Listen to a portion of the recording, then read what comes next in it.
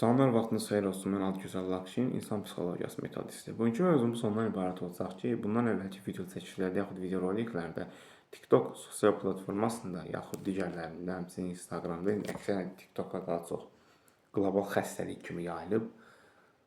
Saat 12:01 oldu. O mundar göbələklər olur. Baş qaldıran kimi canlıların biri qəpikdəndir. Boş. Canını aç, biri yatır, canını aç, biri gəzir. Kül sənin başa, sənin boy bir yerə soxum.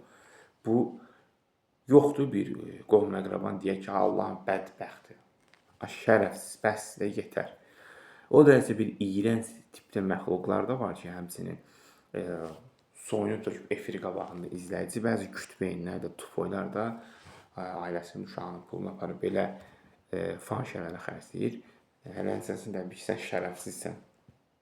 Boyun yoğunsan deyərəm. El arasında nə qədər doğru səslənsən, açıq bir havada deyirsən, peysərsən. Çünki övladın puluna fahişə xərcləyən bir adı budur. Çalışın bu tipli insanlardan qəti şəkildə uzaq olun. Çünki onlar daima olaraq mənfilərə qaçan və xırda 1-2 dəqiqəlik kefdən yaranan axmaq insanlardır. Seanslarımız əyani və onlayn şəkildə həyata keçirilir. Qoşulmaq istəyənlər şəxsi mesaj bölməsində məlumat verə bilərlər.